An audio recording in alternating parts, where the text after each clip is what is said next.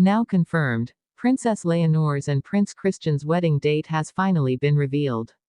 For months, royal watchers speculated, whispered, and waited. Some said it would be too soon, others believed it would be years away. But the truth is now clear. The Spanish heir to the throne, Princess Leonor, and Denmark's future king, Prince Christian, will walk down the aisle on a date that will mark not just a royal wedding, but a new chapter in European history.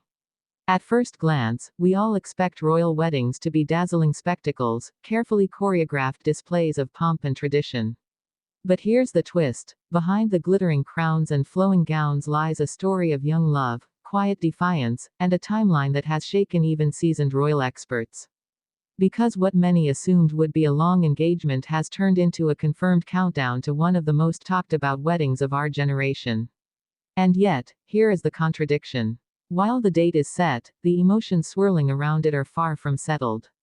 There are families celebrating, dignitaries preparing, but also whispered doubts, private disagreements, and an undercurrent of tension that makes this wedding not just an occasion of joy, but one of profound consequence. So let's dive deeper, because the wedding of Princess Leonor and Prince Christian isn't just a marriage, it's a union of two nations, two monarchies, and two young people carrying the weight of centuries on their shoulders. The confirmation of the wedding date did not come casually. It was not a simple announcement slipped into a press release. No, it was a carefully calculated unveiling, orchestrated to capture the world's attention.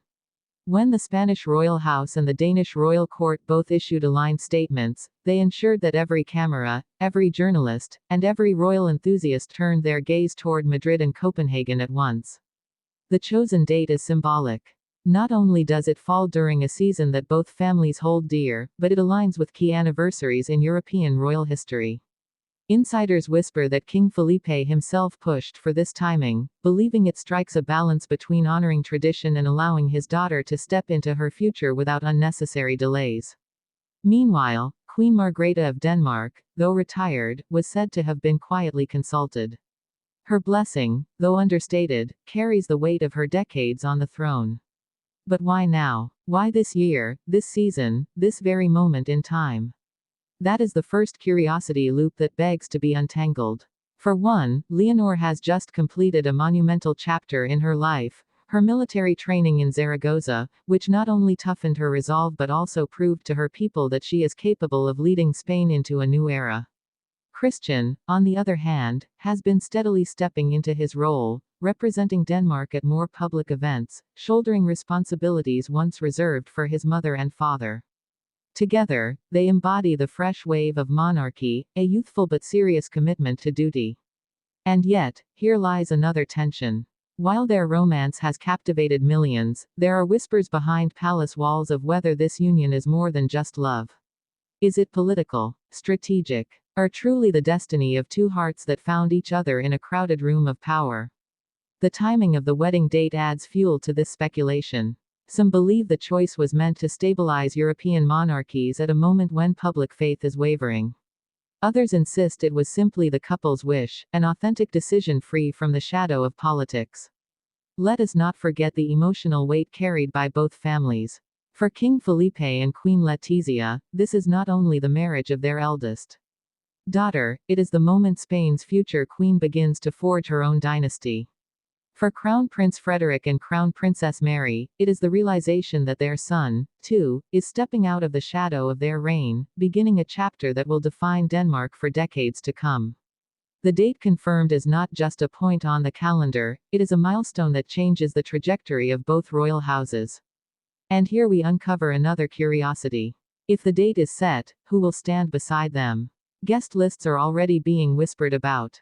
Royal watchers speculate on which monarchs will attend, which celebrities might be invited, and which political figures will seize the moment for diplomatic presence. But beneath the spectacle of who's included lies the inevitable sting of exclusion. Who will not be present at this wedding? Which absences will speak louder than the names on the list? That is where the emotional tension truly lies. The choice of venue itself tells a story. While many assumed the wedding would be held in Madrid, near Leonor's roots, the couple's preference for balancing both nations has introduced new layers of speculation. Will there be a dual celebration? A symbolic nod to both Spain and Denmark?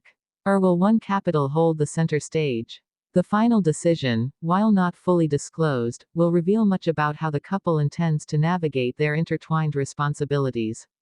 Now let's pull back and reflect on the love story itself. Leonor and Christian's relationship did not grow in the ordinary way. They are not just two young people finding their way, they are heirs to crowns, raised in palaces, shadowed by cameras, and trained from birth to fulfill destinies that most could never imagine.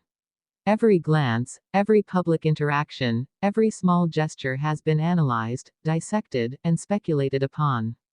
And yet, through it all, their bond has appeared authentic. Observers say their comfort with each other, their ease when speaking together, betrays a connection that is genuine.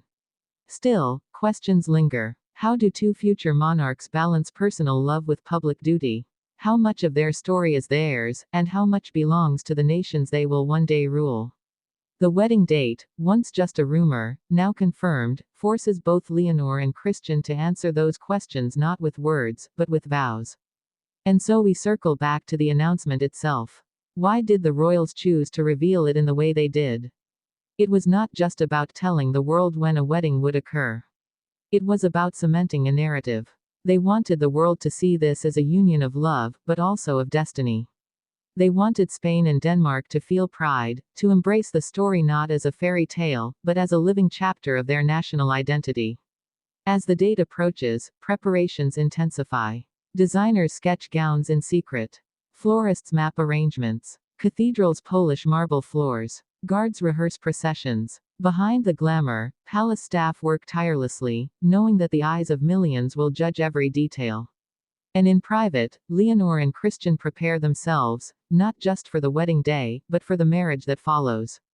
What makes this moment so emotional is not only the beauty of the event, but the humanity within it.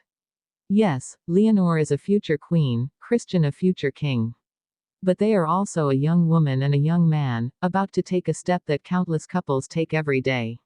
Their love story, though wrapped in diamonds and duty, is at its core a story of two hearts daring to choose each other despite the immense weight of expectation. And yet, the greatest curiosity of all remains, what will this marriage mean for the future? Will it strengthen the bond between Spain and Denmark? Will it reshape European monarchy in the 21st century? Or will it introduce new pressures, new dynamics, that neither couple has fully prepared for? One thing is certain. The date is set. The countdown has begun. And when Princess Leonor of Spain and Prince Christian of Denmark stand together, hand in hand, before their families, their nations, and the watching world, history itself will pause to take note. Because this is more than a wedding. It is the story of love and power intertwined. It is the dawn of a new royal era. And it is happening sooner than anyone expected.